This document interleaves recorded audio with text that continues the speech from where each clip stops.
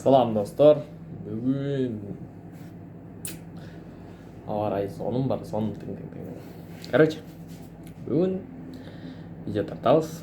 Акча сактоо эффективдүүсү, акча сактоонун эффективдүү жолу. Айтып го баргандай мындай тигиндей деп көп эле жерде жүрөт. Финансовый грамотности, анан монч керек, тигиниш керек. Но сиз эле акча сакташ керек. Неге акча сакташ керек? Эми причинасы көп да. Мисалы ошол бир нерсе алам, бир жака барам. Анан көп китептерде мен мурун окуганда, мисалы ошол покупка же болбосо үй үчүн акча сактоо жаман, тигине мындай деген разделение болуп кеткен да, аябай көп. То есть сен акчаны только будущий үчүн сакташың керек, анан будущийге чогултушуң керек, и все. Сен үйүңдү кое туруш керек, анан телефонду кое туруш керек, анан машинаны кое туруш керек. Сен анын дагы бир жагы бар, экинчи жагы да бар. Биринчи жагы, сен тупо акча чогулта бересиң, иштей бересиң, мотивация жоголот, и один момент понимаешь, что тупо жөн эле акча жоготуп аткандай. Ну, андай эмес, анда жакшы бар. Биринчиден максат акча эмнеге сактайбыз дегенде, максат үчүн, машина эмес, телефон алам, же болбосо үй алам, же машина алам. Экинчи сактаганыбыз бул капитал бизнес. То есть мен 100 000 же 200 000 чогултам, анан бизнес ачам. Же болбосо бөлөкчө да, дагы бөлөк немелер көп эле да. Эми биз экини эле карайлы, покупка, анан максат покупка, экинчиси капитал бизнес. Бул эки причинасы. Андан кийин акчаны туура сактоо, туп-туура сактоо. Элдин баары айтат, копилка, анан там банка жаза, анан ошол жака сал. На самом деле бул аябай соблазнительный нерсе, анткени сен банка турат.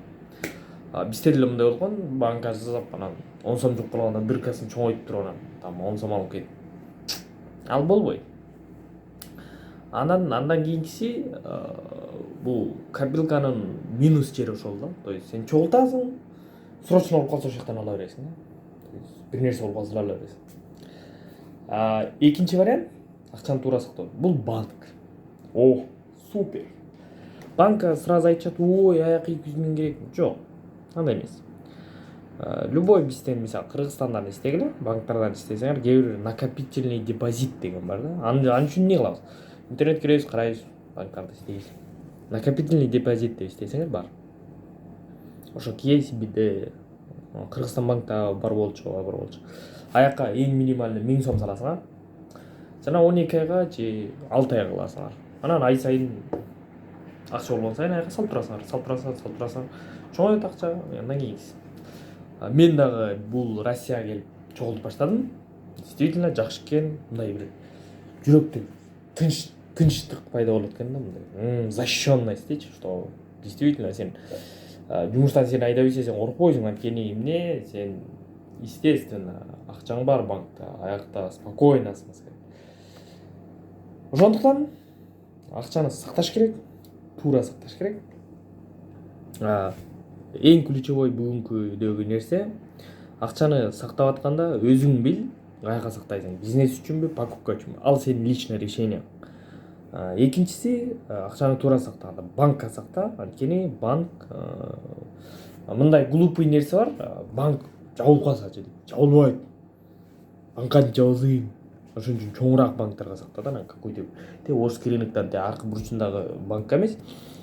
Популярный банк, РСК банк, KCB банк, Кыргызстан банк, который 15-20 жылдан бери, Айыл банк 20 жылдан бери, что действительно клиенттери көп, филиалдары көп, аябай чоң банктарга сактаган.